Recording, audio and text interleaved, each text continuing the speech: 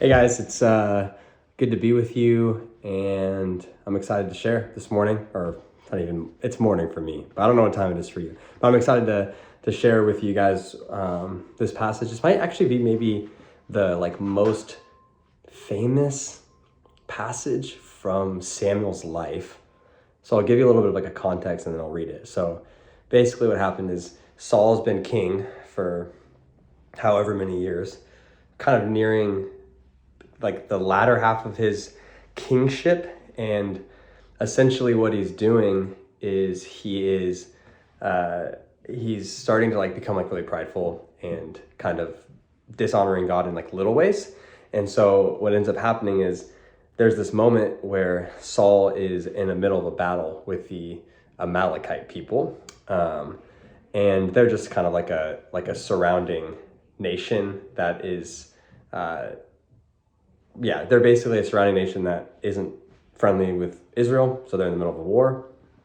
And God tells Samuel to go to Saul and say, hey, what I want you to do with the Amalekite people is literally obliterate them, completely wipe them out, to kill everything, cattle, sheep, women, children, everybody. And that's pretty common for God to assign that in the Old Testament. And essentially what he was doing was he was cleansing the earth of a really possessed and oppressed, or possessed type of people, not oppressed.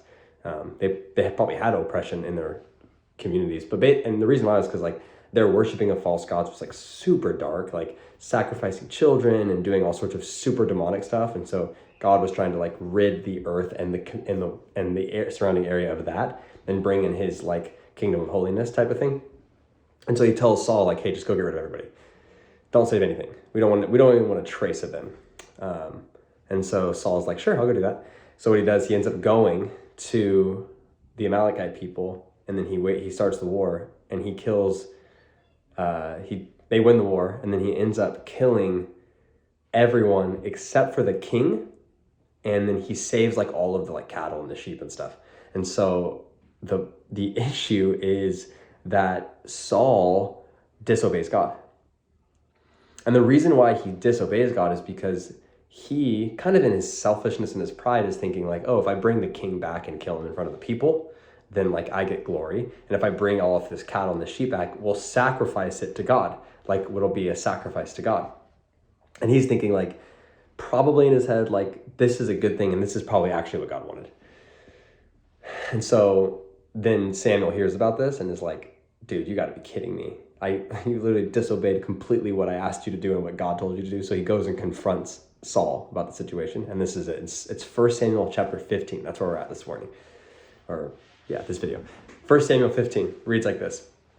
Starting at verse 20, it says, but I did obey the Lord, said Saul. I went on the mission the Lord assigned me, and I completely destroyed the Amalekites, and I brought back Agag, their king. And I also brought back the soldiers, took sheep and cattle from the plunder, and took the best of what was devoted to God in order to sacrifice them to God at Gilgal. But Samuel replies, does the Lord delight in burnt offerings and sacrifices as much as obeying in the Lord? To obey is better than to sacrifice, and to heed is better than the fat of the rams. For rebellion is like the sin of divination, and arrogance like the evil of idolatry. Because you have rejected the word of the Lord, he has rejected you as king. So here's the moment. Saul disobeys God, kind of for the last time, kind of a last straw situation. And Samuel goes, it's over, bro. You're not going to be king anymore. There's a new guy, and we already anointed him. Sorry, it's actually the next chapter. The next chapter, they anoint David. Samuel goes and anoints David. And he's it's over for you. We're done. And I think this is the most famous passage because of this line right here. Obedience is better than sacrifice. That's it. Obedience is better than sacrifice. So I was thinking about this passage, and I was just reminded, the first thing that came to my mind was this picture of Jesus. And it's the story found in the Gospels. And basically the religious leaders, the Pharisees, kind of like the local pastors of the day, they roll up on Jesus's whole crew and all the disciples and Jesus, and all the disciples are eating like a big meal. And the religious leaders, the Pharisees, they go like, how come your disciples are feasting when like John's disciples and other people's disciples are fasting? And so just a little context there, it was really common in Israel, in ancient Israel, especially in the first century, to fast 2 times a week on average. So fasting 2 times a week was really common. Most Jewish people did it. And he was saying, the religious leaders were basically saying to Jesus, like, your disciples never fast. They're always eating. And Jesus kind of responds and goes like, look, there's a time for feasting and then there's a time for fasting. And he kind of mentions like, why would you fast when the bridegroom is here? Like, why would you fast whenever there's a party happening right now? And essentially what he's saying is obedience is better than sacrifice. And the call over his disciples' lives was to be obedient to him and to be obedient to the Father. And that was to kind of celebrate the coming of the Messiah, basically. So there's no time for fasting. And the kind of the bottom line here is there's a difference between following Jesus and following the Christian religion, basically.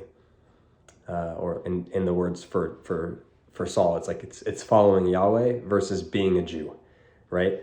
It's like a good Jewish guy would sacrifice at the altar for God because he knows that's what he's supposed to do. But someone who actually is attentive, and especially the king who would have the Spirit of God in him, could listen for the voice of the Holy Spirit and could tell what he's supposed to do. And he got it from Samuel, literally exactly what he was supposed to do. And in the modern context for us, it's like this, like, are we people, it's a really simple message. Like, are we people who we basically follow the rules because they're the rules? Go to church on Sunday, don't do this, don't do that, do this, do that, or do we follow follow God? Like, do we follow the voice of the Holy Spirit? And like, I think really what it is it's principles versus prompting. That's what it is. It's principle living versus prompting living. Now, there is precedent for principle living, right? Principles are good. Principles are great. Most of the time, you want to live a life of principle because that's what you strive for, is to be someone who's full of integrity and all of these things. But this passage kind of shows us like there is a deeper level of commitment to God where you start following God on a prompting basis, meaning like, I don't just follow the principles that people that people tell me, oh, this is what it means to be a Christian. Instead, I follow how I feel like God is prompting me to live. That's how I want to live my life. In the words of Paul, the Apostle Paul, it's in Galatians chapter 5, starting at verse 15. It says, so I say, walk by the Spirit, and you will not follow the desires of the flesh. Walk by the Spirit, and you won't desire the desires of the flesh. And it's basically saying like, be in touch with the Holy Spirit. Be obedient to God. Don't just be sacrificial. Don't just follow the religious like norms of the day. Instead, like, be obedient to God. See where God is leading you and do that. For Jesus and his disciples, it was like, it's time to feast. It's not time to fast. For Saul, it was, kill everything. Don't leave anything there. Instead, he saved some stuff because he thought he needed to sacrifice. For Paul, when he's writing the book of Galatians, all of them were talking about how everyone needs to get circumcised. Everyone needs to get circumcised. And Paul's like, no, you don't need to get circumcised. So he's like, don't do that. Like, we follow the Spirit of God, and God circumcises our hearts. So we don't need to do that. We don't need to follow the religious practice of circumcision anymore. So we see that kind of in today's practice. Like, we see models of how things should be done, and then people are expected to follow that model, and sometimes it just doesn't need to be that way. You know what I mean? Like, a good example. I was having dinner last night with a friend, and we were just talking about how God is leading us in our lives. And he was saying that, in line with what we were talking about, he was saying like he feels like he's being lifted off the sand, so to speak, because he feels like he can't find the balance underneath him. So like he feels uneven, and he feels like God is kind of stretching him in the season. And the reason why God is stretching him is because he's being obedient to what God is doing. And he's not just like following the mundane ritualistic style of living, right? He's doing something different. And then he asked me the question, and he was like, do you feel that? Do you feel like God is stretching you? And the way that you know that God is stretching you is if you're being obedient to him. And so here's kind of the takeaway this video is, do you feel like you're being stretched? Do you feel like you're being stretched? Do you feel like God is really speaking to you and asking you to do something and leaning in on something, and it's kind of outside of the norm? It's not the way that you would expect kind of like the modern day Christian religious guy to do something, but instead it's like, it feels different, but it feels like it's the thing that God is calling you to do. Still in line with the scriptures, but it's just different. And if that's the case, you will start to feel the way that Justin described it, was like being out in the ocean as the waves are crashing and you're just about to lift off into being floating, where you feel like you have to trust God. So here's the question. I'll repeat it. Do you feel like you're being stretched by God? And how can you be stretched by God? Is being obedient to him. And obedience is better than sacrifice. Prompting is a greater life to live than a principled life. It still follows principles, but it leans on the prompting. Okay, that's what I got for you guys.